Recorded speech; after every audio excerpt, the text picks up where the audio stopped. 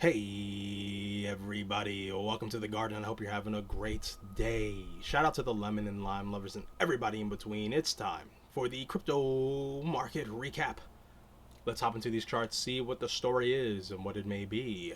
And remember, if you're interested in any of the services I provide, please check the links in the description below for both the Patreon and Discord. Okay, so a quick overview of what I'm going to be looking at. I'm going to be looking at the dollar. I'm going to be looking at the U.S. equities, Dow, S&P, and NASDAQ. We're going to take a look at the crypto. So we're going to look at the crypto positions we're in, our longs and shorts. I've added on both ends. And we're also going to look at a couple other cryptos I'm not in that I'm eyeing.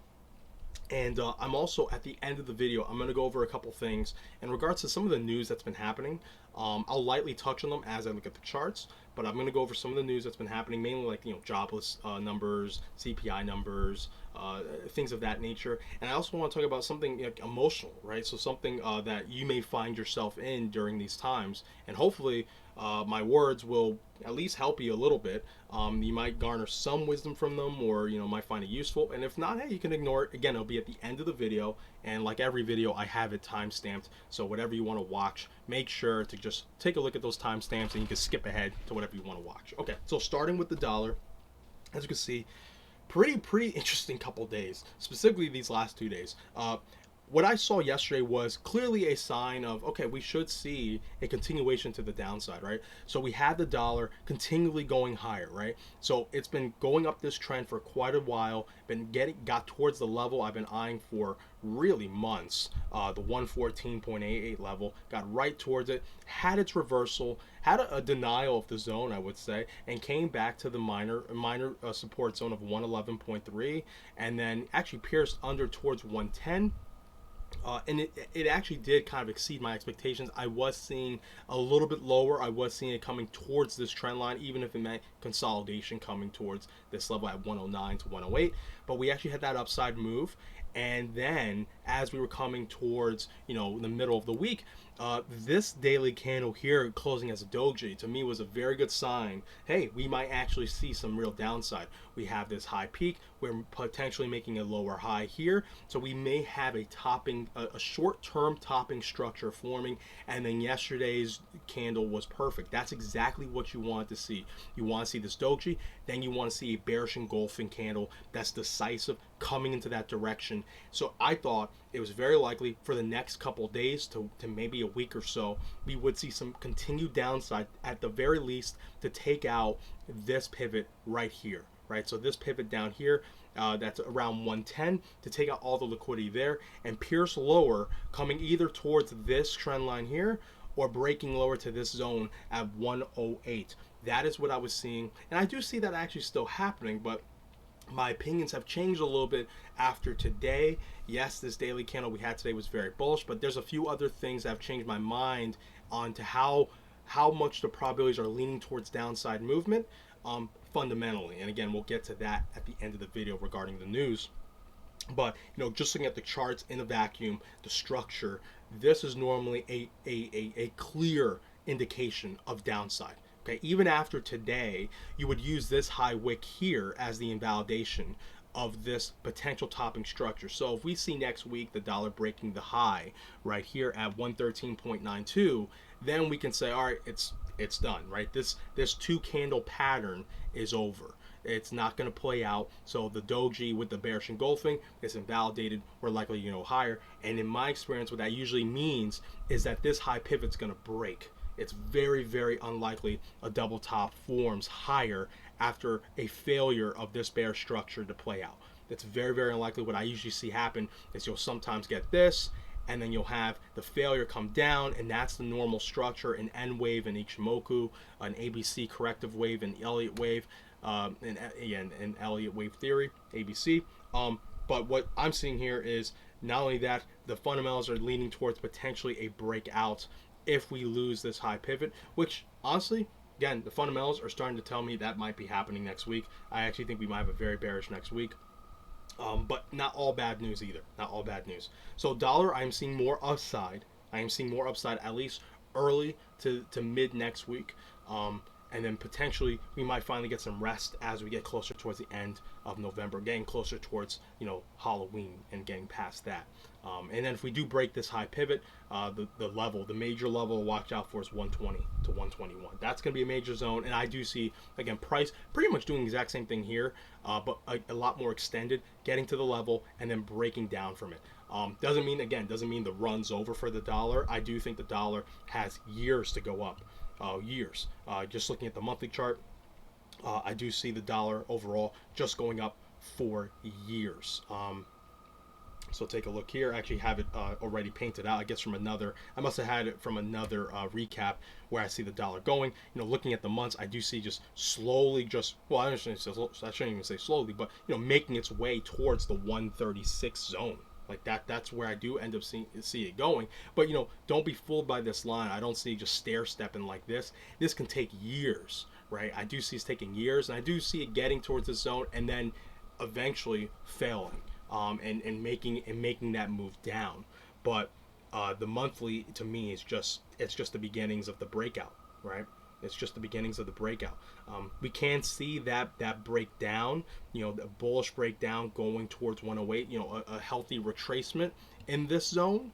But I would not be surprised if we get that extended move higher towards the 120, 121, and then we get that bullish retracement. And that bullish retracement can come all the way back down, guys, to $100 easily. It could take another year. So next year could be super bearish for the dollar, potentially, and we would still be bullish on the dollar. You would have to be. You're looking at a macro level, a macro scale. Like, this is bullish. So don't be fooled by, you know, extended moves down the dollar. Definitely play them. You want to keep your eye on it. If the dollar's going to be showing weakness for an extended period of time, hey, that's great, because now equities, cryptos are likely going to see some more upside. But, you know, I do see this being the decade of the dollar. I've been saying that pretty much since the beginning of the year. This is going to be the decade of the dollar, in my opinion. And that's because I do think fiat is, at least fiat as we know it, is dying. And so a lot of these other foreign fiat currencies are dying into the dollar, which is causing the dollar to melt up. All right, so I think I went over the dollar enough. You know, just look for more upside next week, in my opinion. And I'll give you a little bit more detail into why I have that opinion, even though the charts in a vacuum are fairly bearish in the short term. At the end of the video when I go over the news. So looking at the Dow next.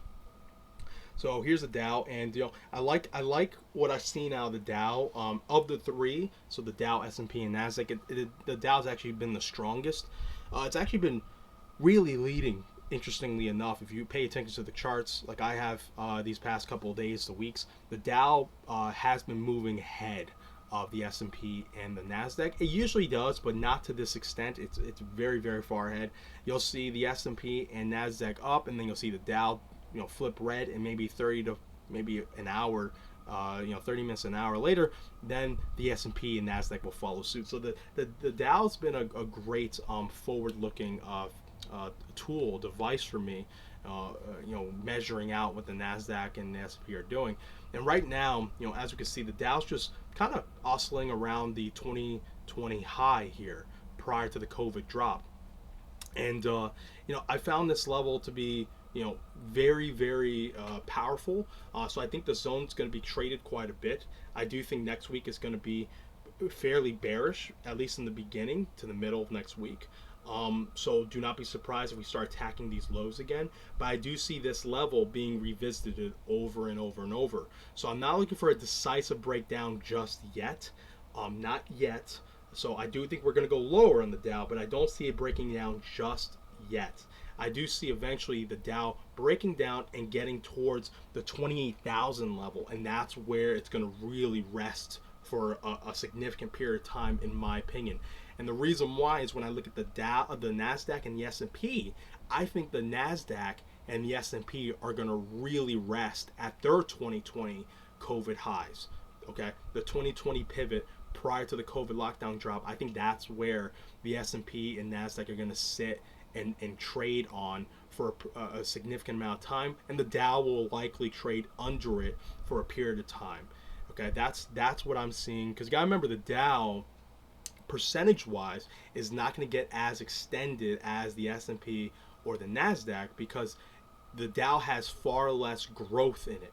A lot of the companies in Dow are value oriented, so their swings are going to be way smaller relative to the S&P, and then the S&P is going to be way smaller in swings relative to the NASDAQ, because the NASDAQ has far more growth companies in it, namely tech, right? So it's like far more. So watch for the Dow to eventually get down towards 28,000, which is still a big move. All right, it's still a big move. I do think I think it's potentially going to go even lower than that. But in this year, I would not be surprised if we see Dow going to 28,000. But once we get towards that level, I would look for at least a major consolidation, but eventually a massive move higher for sure. A massive move higher, back to 30K, and higher. So let's take a look at the S&P. So S&P right now, fighting on this pivot level, has not hit the 2020 highs, right? The 2020 high pivot prior to the COVID drop, not yet. And when I say 2020 highs, it's not the 2020 highs for the year. I'm just saying, this is the pivot prior to the lockdown drop, okay? So, we have not seen the S&P get there, got very close. As you can see, wicked right here, then got bought back up yesterday, and now it's fighting at this daily pivot zone. But eventually, I do see it getting there, and like this black line is indicating, I see this being a level where the S&P is going to get a lot of demand. Okay, it's going to get a lot of demand. It will eventually start breaking up higher. How high? I have to see. In my opinion, not super high, unless we're going to see a pivot in Fed policy, which again I will start talking about at the end of the video. So I do see a pivot coming, and I'll give you the time period of when I think it will be. When they will start pivoting their policies. We are getting towards that zone, and we're getting towards that time, in my opinion. And so far, the S&P has followed the red path for the most part. It did, go beyond my expectations. Once we hit this zone and came back higher, broke past this level I didn't think it would get past, which is 3963.9. Broke much higher, getting all the way back past 4,000, getting towards 4250, and a little bit higher than that. And then broke down again. So generally following the path, but it has not reached its conclusion just yet. I do think it gets to that pivot high, and then eventually the S&P will break back into the fair value channel, which is getting very close, as you can see, getting very close. All right, so let's take a look at the NASDAQ next, and take a look at this. Isn't this crazy? The Dow's already at the 2020 COVID highs, right? And then the S&P is just a stone throw away. The NASDAQ has plenty of room before it gets there. That just shows you how extended the NASDAQ got during the lockdown periods. So here's the 2020 highs. Here's this the high pivot, and the NASDAQ right now is at the median line of the descending channel, and the NASDAQ has a lot more downside, but also had a much clearer denial off the level, right? Bearish engulfing from yesterday, at least over the body of this candle, and it just completely sold right off the zone here at 11,071, and it's starting to lose the median zone of the descending channel. So very interesting that we may see a very rapid move down, not all the way towards the 2020 high pivot, but getting fairly close. It's very interesting how much room there is here. So watch for tech to really give a lot more gains back, and this is really concerning for growth, and it's also concerning in the U.S. for retirement funds, because a lot of these retirement funds are really ruled by a lot of these growth stocks, namely a lot of these tech stocks, Amazons, Apples, Microsofts, Teslas, and if there's so much more to give back, I mean, we might be seeing some real pain in the States and outside in the coming weeks to months here. But things might change. So watch for eventually the move back down towards 9,700 to 9,800, that zone. But yeah, this is looking pretty rough. And if the dollar does what I think it may do early next week, I think the NASDAQ's going to have a pretty hard time trying to hold this pivot down here as a level. And it doesn't really look that powerful right now, for sure, especially after today's candle. All right, so let's get into crypto. Let's go over crypto real quick. I'm sure this video is going to be long, so I'll try and get through this as quickly as I can. And just remember, I have the timestamps in the description, like I mentioned, so if you want to see specific things, that's the place to take a look. All right, so Bitcoin Bitcoin. So Bitcoin's been interesting. Crypto in general has been interesting, but what's interesting about Bitcoin is even after yesterday, it's historic reversal, and then today, it's pretty significant denial. It kind of doesn't mean that much, and what I mean by that is in the general structure of what we've been looking at, it hasn't changed really much anything, right? So this low wick here barely took out these lows here, but still hasn't even challenged this low wick here. So the lows of this move higher are still, intact, and this move today pretty much negated most of yesterday, if not all of it. So it's just as if this never happened. What the last 2 days have been, today and yesterday, have essentially, in my opinion, been the equivalent of a handlebar candle. And what I mean by that, we've all seen them. So you have, a large up wick, and then you have the body like that, and then you have a large down wick, and they're virtually even, right? For the most part, the wick, the top and low wick are virtually even, and what it is doing, it's clearing out the liquidities, above and below it. All right, so that's virtually what happened over the last 2 days, right? So you have the over leveraged longs got wicked out, and then the over leveraged shorts got wicked out today. So I really don't see that much, change in the structure. What I'm seeing is more tightness, right? So I'm going to kind of draw these, uncleanly, but this general level here has been held as a base, okay? And we're seeing this high, then lower high, and potentially now another lower high. It's just tightening out, right? It's just tightening out. So it's more of a descending wedge structure, which is bullish, right? It's bullish generally. Just looking at the charts, it's bullish, and I do lean bullish, even with everything I just went over with the dollar and the equities and how much room there is to the downside and dollar showing strength, yada yada yada. I'm seeing that Bitcoin, there is potential a bullish move here. Okay, how bullish is the question? As we've come to realize, which is and it's quite frustrating if you're really aping for a move, is all the upside has had no follow through, right? So we've had like upside here, and then boom, immediately met with major selling. Well, what I'm thinking is going to happen here, if the dollar starts showing strength over the next couple of days next week, so going into Wednesday and potentially even Thursday, I do see that if we start losing the lows here at 18,000, let's just say, and start attacking this low wick here at 17,600, I see us breaking under towards 16,000, okay, over next week, if that's what's going to occur.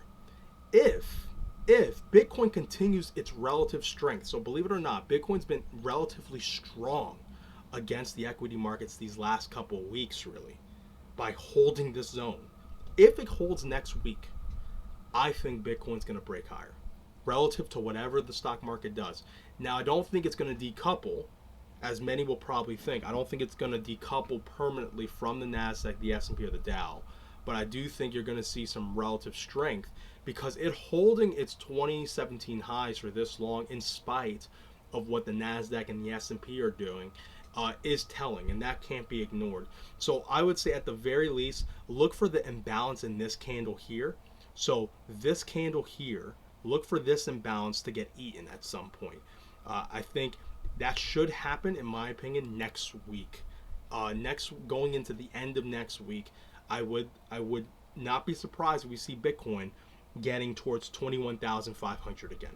All right, it's staying up there is a different story.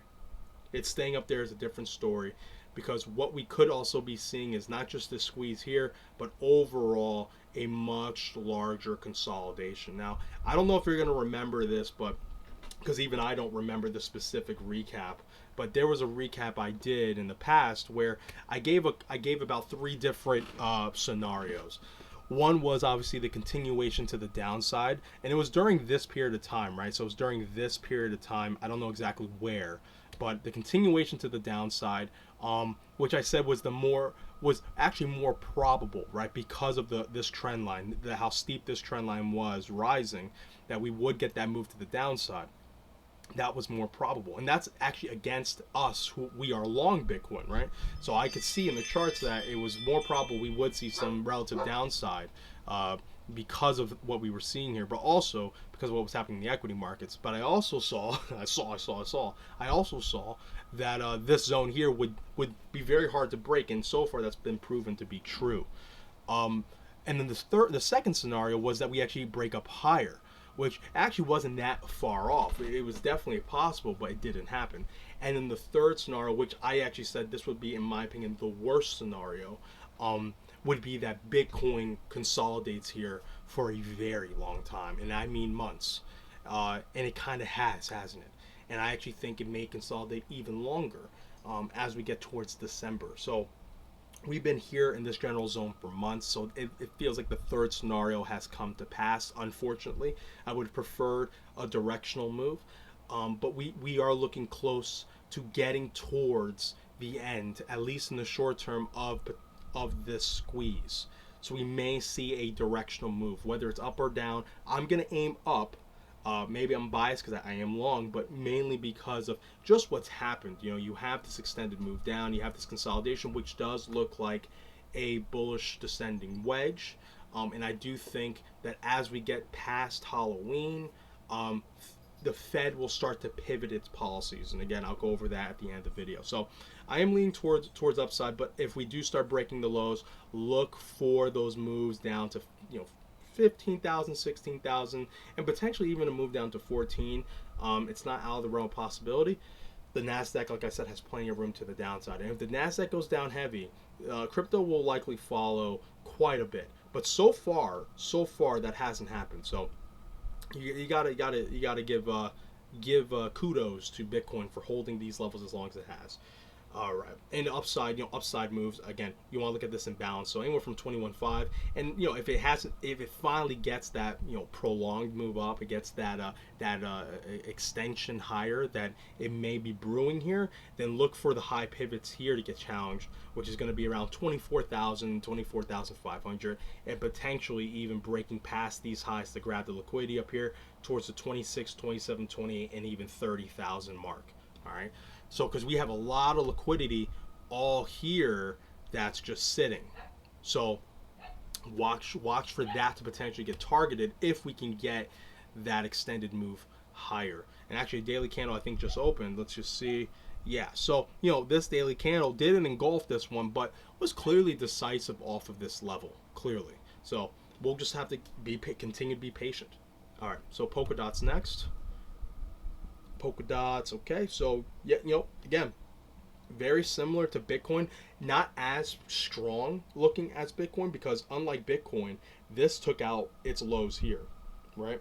It took out its lows here. It did it here, and then it wicked back up, and then this time, yesterday it broke under again and wicked back up, but now you're seeing it trade at this level, so watch for polka dot to veer down, right? How powerful it's going to veer down, well, we'll see. But it is right at this level here, which is about $6, right? So it's right at $6, and if it starts breaking under $6, look towards $5, then look towards generally $4. But right now it's mirroring Bitcoin for the most part. But all coins are going to have more extended moves, percentage-wise, because they have less liquidity. So even though it's mirroring Bitcoin, it's going to look a little bit more bearish on the sell side, just like it would look more bullish on the buy side. All right, so take a look at Cardano, and everything we're going over right now, they're part of these are our long positions. So a lot of these, believe it or not, we're actually not that deep in the red. Some of them were still in the green, but that's because we do strategic add-ons. So if you're not a member of the swing trading side of the garden, then you may think we just buy and then that's it. No, I have a system of where I'll buy a small percentage, and I already have a kind of like divvied out percentage in my head of what I'm going to risk on this particular asset. And then as the price goes against me, I have pre-described levels already where I'm going to add on for the most part. It ends up working well because it just betters our average entry position, and it keeps a lot of the stress away because you don't have as much exposed to a losing position at any given time. So It works for me. I can't promise it's going to work for you, but it does work for me on both, you know, practical level and emotional level. So as we can see, Cardano is actually, you know, more bearish, more bearish than Bitcoin, Polkadot, and actually a lot of the other coins, because not only did it just lose its, you know, the low wick here, but it also decisively lost it. So I would say Cardano's on more of a trending side of things to the downside. So far, it's trying to, it's going to eventually find its base. So whether that's going to be this low level here at, you know, 35 cents, or it's going to be at 25 cents, we have to give it time. I have levels I'm looking at. I'm not looking at 35 cents. I do want to come lower to add on to this position if I'm going to add on. And Cardano is one of those coins where I'm very, very comfortable getting into a bigger exposure level for Cardano for sure. So out of a lot of the altcoins, I am more comfortable being more exposed to Cardano. And I am seeing, what's interesting is, as I was mapping out the potential moves for Cardano, that if we did lose this level, it'd be very likely for Cardano to come back to the level like that. And that I love playing those plays. I love looking at that at those sort of structures. Very easy to execute on. So if Cardano can get towards the, you know, 25, 20 cent level, then we can start targeting potentially 39, depending on where our average gets to. Our average will get, I would think, significantly lower. So we'll again, you know, if you're a member, just be on the lookout for my alerts. But yeah, Cardano, out of everything we've looked at so far in crypto, is trending down clearly. So just be on the lookout if if you're in short-term trades long, because it may be coming back down towards 35 to test that wick out, and it's that wick is not proven to hold, to be able to hold as of right now. All right, so let's take a look at the Avalanche. Again, take a look how tight this is getting, right? And unlike Cardano, where it's kind of expanding to the downside, you're seeing like Avalanche, sort of Polkadot, but really, Bitcoin, like they're really tightening out, right? It's very, very tight. And again, has not taken out that low of 13.8 just yet. So we're gonna see if this, like, how this is gonna break down. And I want to say, Avalanche, whatever direction it goes to, it's probably gonna have a strong move either down or up because of how tight this is getting here. And it's just, you can just see it squeezing. Oh, that was poorly drawn. Just squeezing. Okay, so watch for that break. And I'm leaning towards upside. Obviously, I am leaning towards upside.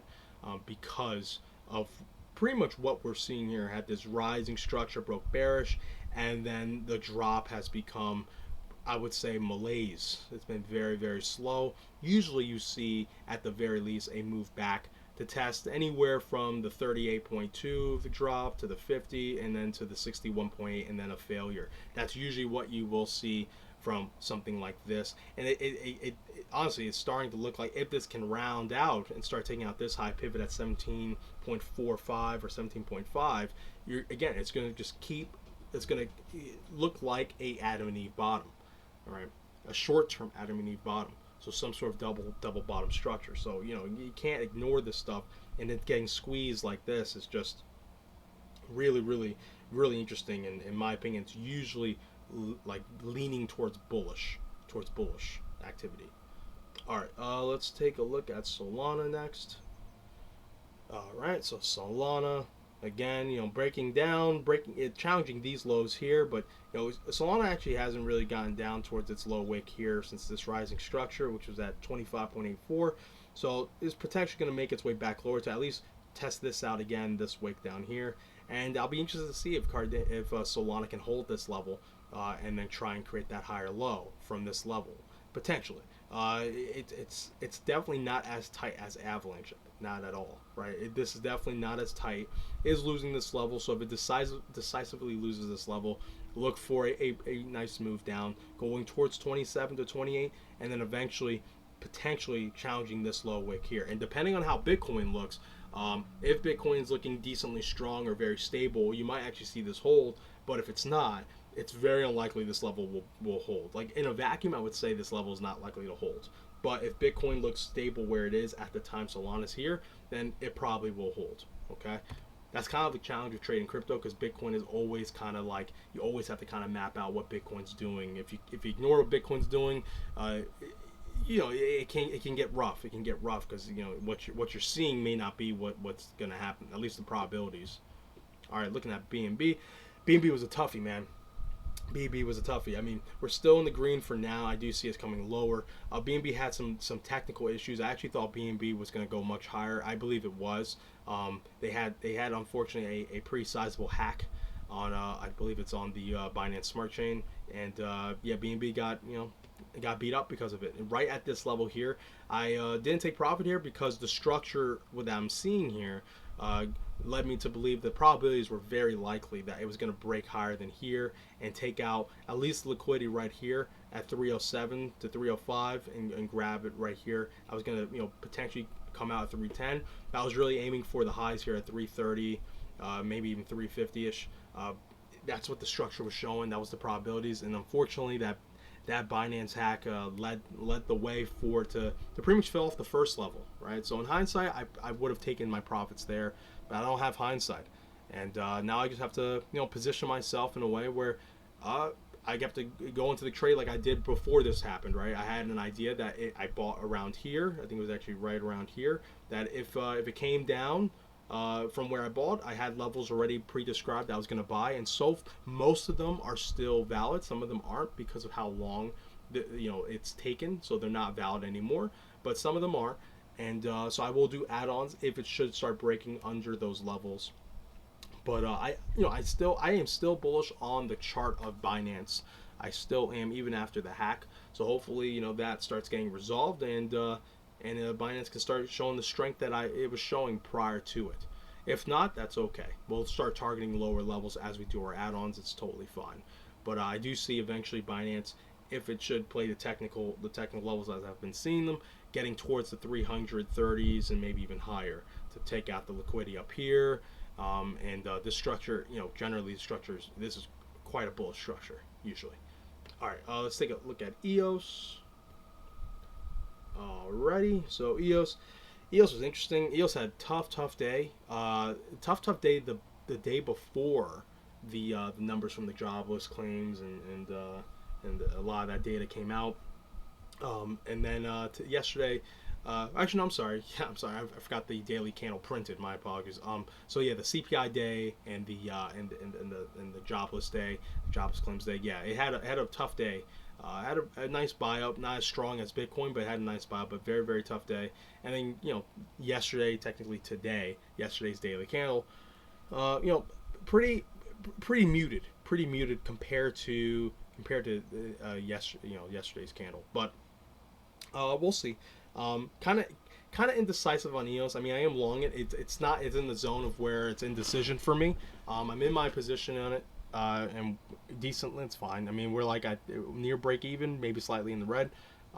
But I do see if it does come lower, it's like I'm looking at 90 cents, and then towards the 85 to 83 cent zone.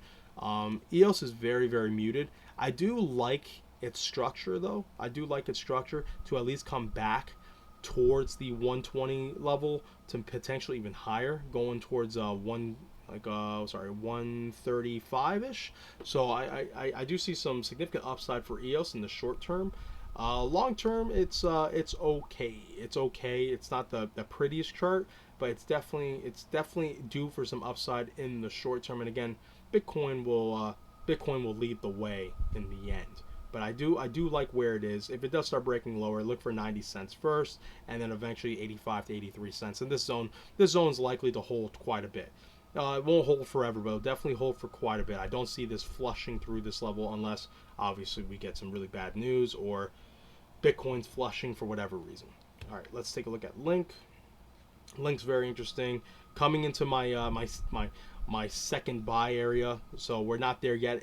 I did see the candles come into there. I didn't initiate the buys yet because of this candle here from the CPI data, the jobless claims data.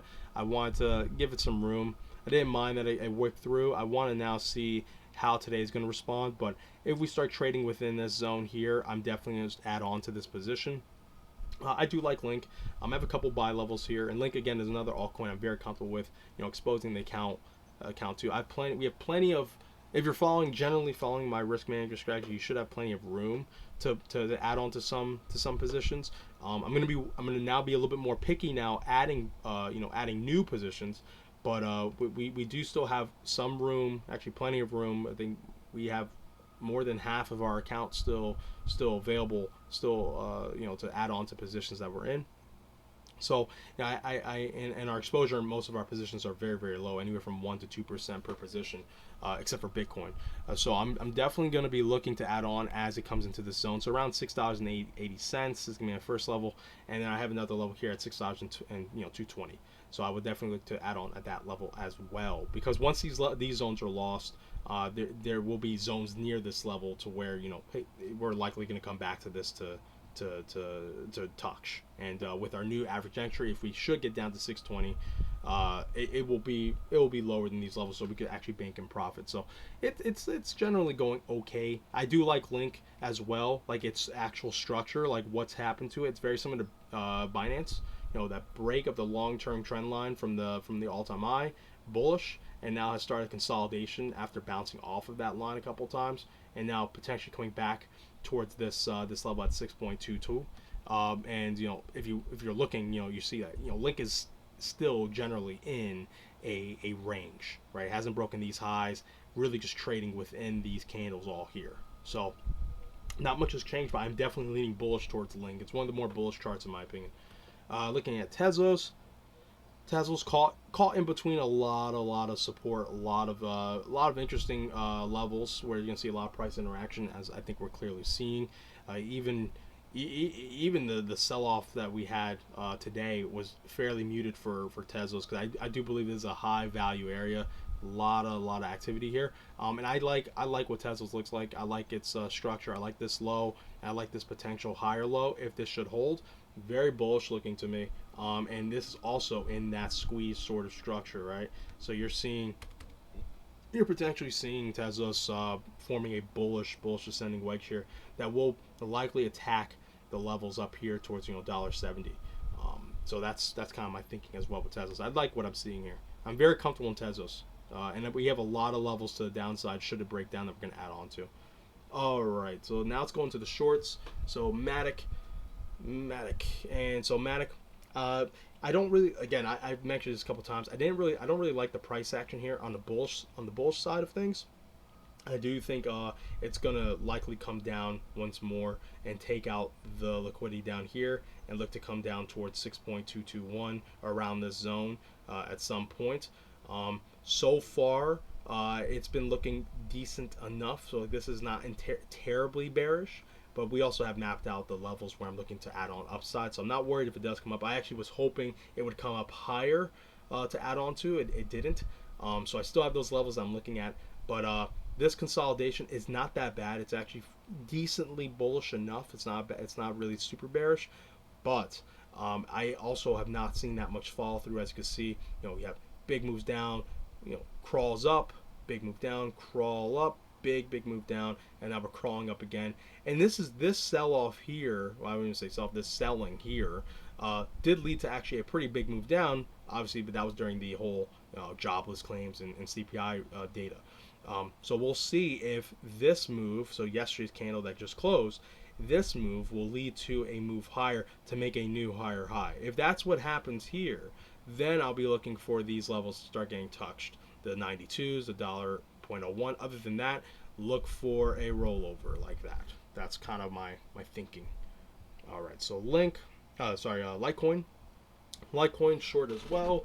Litecoin looking far weaker than like MATIC and a lot of the other altcoins, just rounding down and looking to attack these lows right here. Already kind of wicked down through them, so a lot of liquidity that was there is out. But off of the longs that may have came here, there will be some liquidity down here, but really the liquidity they're going to want is right here. So watch for a push down going towards this level here at 46.31, namely $45, right? That's going to be where you can get low enough to grab most liquidity under this pivot level. That's what I'm seeing coming from Litecoin, and that's generally the level I'm targeting. It's around $45, $46. All right, and if it should break to the upside, then I have a few other places I'm looking at liquidity up here, 58 to potentially add on to, and then all the way towards $65 is another level. $65 to $69 is a level where I'm looking to add on to the short as well. And Ethereum, which I believe we're in the green right now, pretty comfortably. Ethereum's been interesting, very similar to Bitcoin. Had a pretty much combining yesterday and the day before, going by the candles, so CPI data yesterday, and then the last daily candle that just closed 20 minutes ago. Those two candles making a handlebar sort of candle. So putting those 2 days together, not much has changed.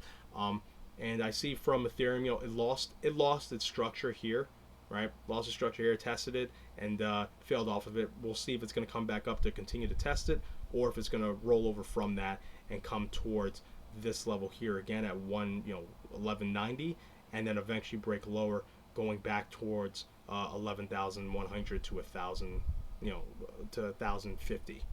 That would not be out of the realm of possibility, and of course it will lead to potentially another higher low from these lows here. So yeah, that's kind of my thinking on Ethereum. And then Atom. So Atom, Cosmos, broke key structure. We're short this. I'm looking for Atom to come all the way down towards $8-9 and potentially even lower. There's a lot of liquidity here,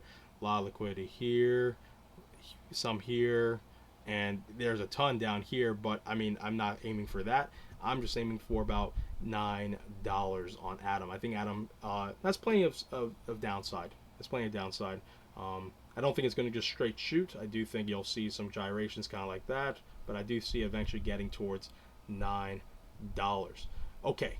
I think that's everything that we're in right now. Yep. So let's take a quick look at XRP. So again, sorry if the video is really, really long. Check the timestamps if you want to skip to the coins you're interested in, but I do want to go over the markets. I didn't really do a recap this week. I think I only did one or two.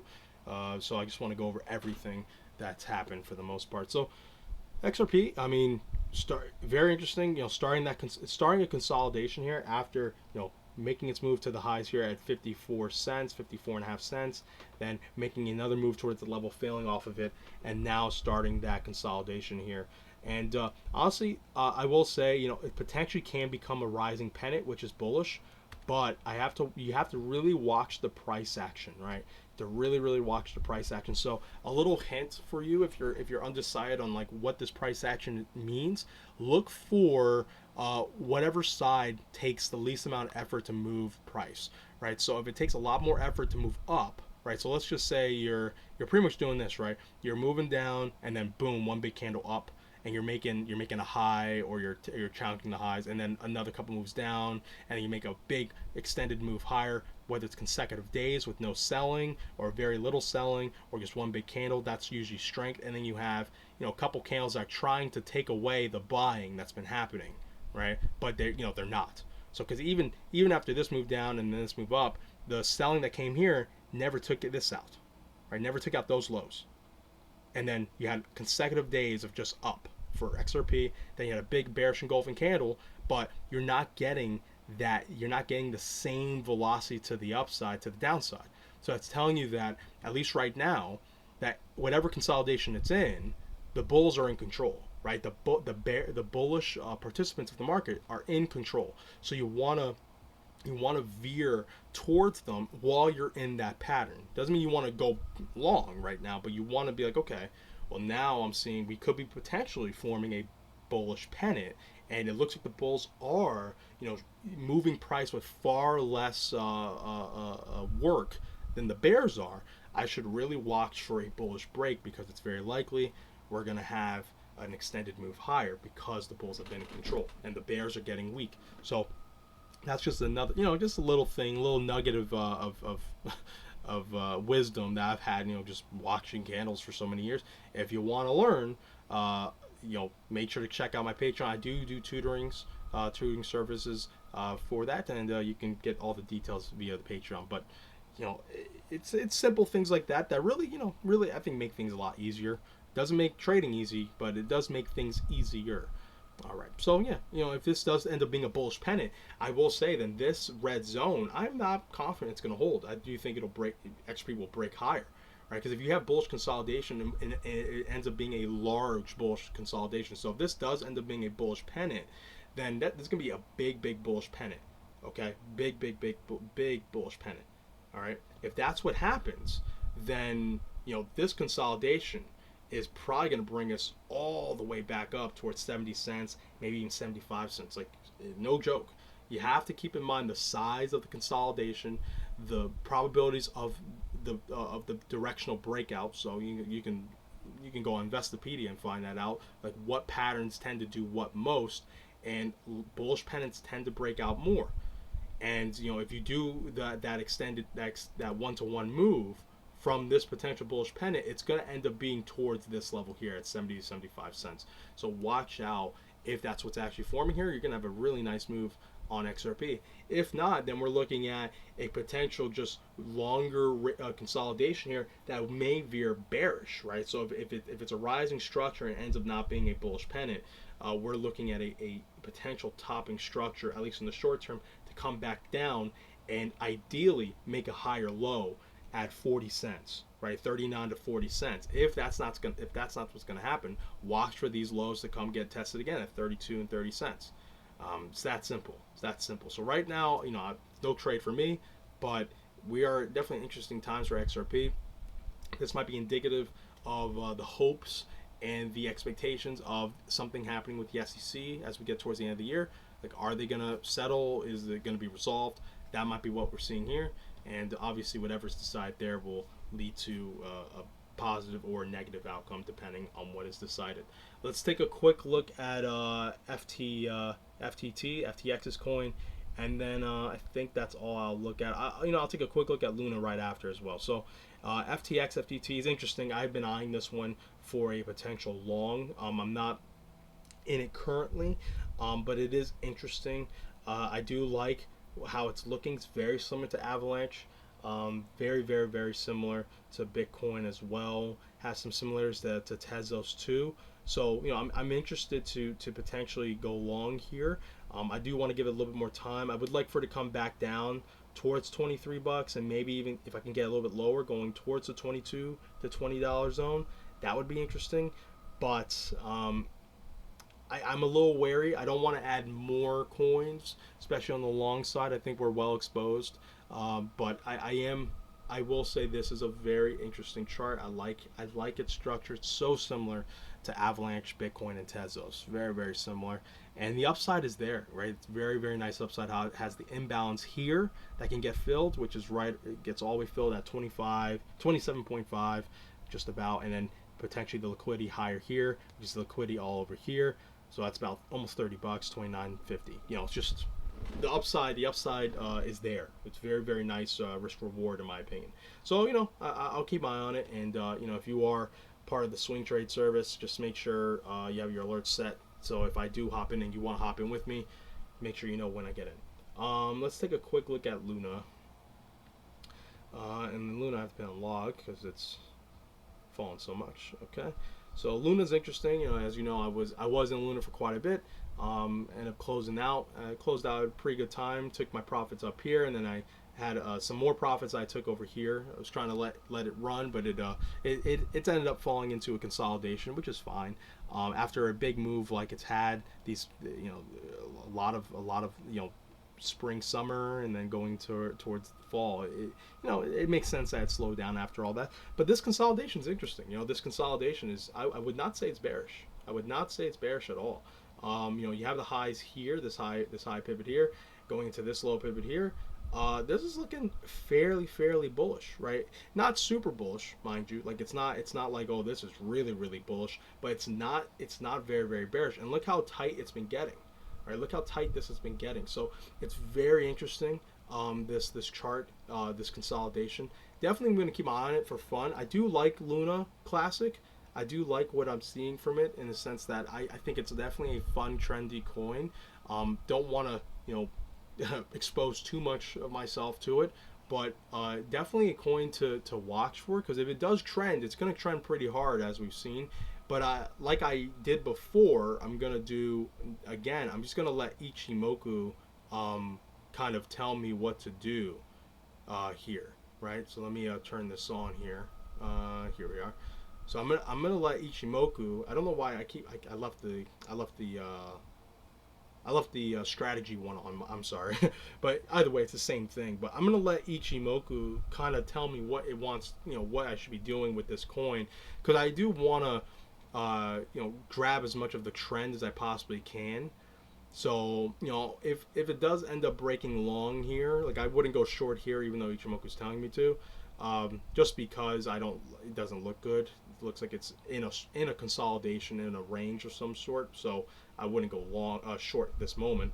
But I do want to see if it's going to break from this descending structure, bullish, and then I'll look to see for Ichimoku to confirm potentially a trend beginning again, and then I'll hop in again. Again, I'll let the Discord know that I'm back in Luna, because the move was great. I mean, it was a 400-500% move last time, so see if we can maybe get something like that again. And it's definitely a fun coin to trade. All right, I think that's everything I want to go over via the coins. So let me actually let me discuss something real quick regarding the news. It's not on the chart here, on the screen here, because financial juice. Once the news happens for the day, it goes away. But essentially, yesterday we had the CPI data come out, as well as the jobless claims. So the U.S. jobless claims. So that pretty much what that measures is how many people have work and don't, right? The jobless claims they actually missed. There's less people had work, so more people became jobless, which is obviously concerning, because, well, as we're going to holiday season, you would think there'd be more jobs, more people getting hired, because, well, you have seasonal workers for the holidays, and it actually missed. So that was not a good sign. It didn't really show health. But then you're wondering, well, then why would the markets reverse bullish on news like that? Well, pairing that with another poor CPI report. So the CPI report was not good. It missed on a lot of stuff. Mainly the core CPIs missed. Weak jobs and weak CPI tends to lead the markets into believing that the Fed will show some sort of weakening towards raising rates, right? So because the Fed's whole idea is, their thesis is that, hey, we need to raise rates to get the federal fund rate back down to 2%, so get inflation back under control, right?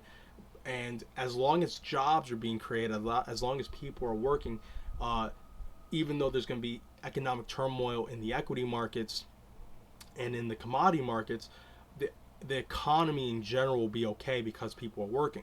Well, when you have bad CPI data on top of now also having, for the season, bad jobless data, that hits their thesis, and the credibility that, okay, maybe it's not working right now. Maybe they're going overboard.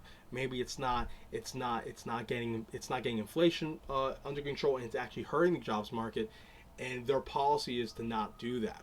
So people and participants in the market are trying to pretty much front run a pivot of the Fed, pretty much easing, right? Showing signs of easing. And there have been some signs. Obviously, the first big sign we had is the Bank of England pretty much went back to quantitative easing last month, right? They clearly they didn't raise rates, and they actually eased. They lowered it. So obviously people are looking for maybe the Fed's going to do the same. And then now you're also getting some Fed officials saying maybe it's a little bit too much, maybe it's that. So all of that paired made the markets have one of the biggest reversals ever yesterday, right? To put in perspective, that was the third biggest reversal in history. The reason why I'm highlighting that is, a day like that would really dishearten and blow a lot of people's confidence away, right? So if you haven't been trading long, or even if you have been trading long, a day like that, if you're on the wrong side, really kills your confidence, really hurts you on an emotional level and on a faith level. If you've been doing something that's been working for so long, and then something like that happens, it can really shake you. Well, what I want to tell you is, as someone who does have a lot of experience, and this is unprecedented even to me, is you gotta understand and accept that the markets are random, that the markets are chaos. It's all chaos theory. It's all random. So the only thing you can control are, I would say, three things. You can control your entry into a position, you can control your exit of a position, and you can control your state of mind as you're going into a position. That's it.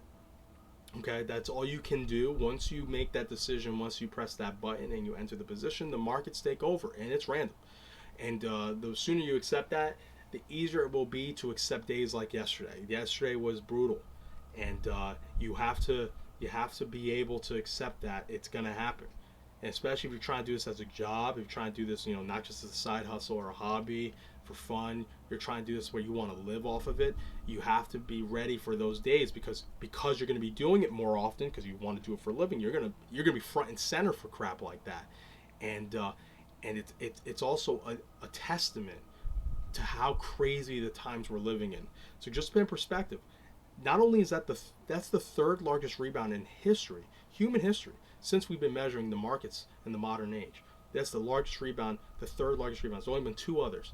Not only that, you're in the midst of a currency crisis, you're in the midst of an energy crisis, you're in the midst of a commodity crisis, you're in the midst of a famine, and now you're in the midst of a potential world war and a nuclear world war at that. Okay? You are in a time, we are in an unprecedented time of craziness. And yet, I think it's very healthy to admit that to yourself and to take a step back and be like, whoa, there's not much reference points in history that I can use to get a handle on what I should do. And my advice that I'm going to give to you right now is what I'm going to do. And that advice is do what works. So if you have a strategy or a system that you've done before all this craziness that works, focus on that. Ignore absolutely everything else. Ignore people. Ignore everyone. If what you do has worked in the past, I want you to focus on that completely. That is how you make your decisions. That's how you enter markets. That's how you exit markets. That is what you're going to focus on, period. Because the news is going to get crazier and crazier and crazier. And in those environments, you just need to bunker down and focus on what works and do not get shaken from what works. Okay? Even in the crazy times. Because the markets are random and chaos, you whatever you do will not work 100% of the time. But if it has worked in the past and you can do it repeatedly without any emotional mistakes, stick with it. Don't let these markets shake you. And if what you do or have done has not worked in the past and it's not working now, stop it. Because these are the times, during these chaotic times, where it's very hard to make money. This is a very hard market to make money, both in crypto and stocks. It is very hard. Take it from me. This is a hard market I'm trading. You need to stop it, and all you need to do is study. These are the best times to study. During the entire 08, 09 crisis, if you studied through that time, you were ready for the 2010s, 11s, 12s, 13, 14, 15, 16, 17, 18, 19, 20, 20. You were ready for the next decade, and you were in a great position because you took the time, you sacrificed a year or so to learn something that you believe will work and you can do over and over and over in spite of what's happening both politically, whether in your country and outside. So this is a grand opportunity, an absolutely grand opportunity. You either need to focus on what's been working for you and does work, even in spite of the craziness, or you need to stop whatever's not working and study on things that do work. If you want to learn how I swing trade, do not hesitate to contact me via Discord or check out the Patreon on check out my swing trading tab on Patreon. You can learn from me if you'd like. I'm more open. I'm well more open to that as well. But if you have something that's already working, don't follow my Ichimoku strategy. You don't need to follow my swing trading strategy. That's stupid. You need to focus on what works for you. Okay, if you do that, you'll make money. You will make money. And these are the times of mass wealth exchanges. You will have a mass wealth transfer unlike ever before. These are the sort of times where you can change your life. But you have to ignore the noise. You have to ignore the noise. Ignore me if you have to. Okay? You need to ignore the noise and focus on what works. If you don't have something that works, do not just start throwing your hat in the ring. It's not your time. It's not your time. It's a time to learn, whether that's from me or someone else or on your own. Okay? That's all I want to share. Okay, don't disparage yourself if you're losing money. I lose money. I've blown accounts in the past. I probably will blow accounts in the future. Well, hopefully I don't blow accounts in the future, but it will happen. Okay, it will happen because I can't. You can't control the markets. You can't control the future. It is what it is. But the only thing you can't control is your emotional state and how you approach things, both in failure and success. So, don't disparage yourself. Admit that you're in unprecedented times, it's scary times, and start focusing in on what keeps you stable, that keeps you focused, and what will get you to your goals, whatever goals those are. All right, guys, that's all I got for you. Sorry for the long one, but hopefully you got some value out of it, whether it's from what I just said or just go over the charts. All right, everyone, remember, be patient, be vigilant, and be nimble. Love you guys. Take care. Bye.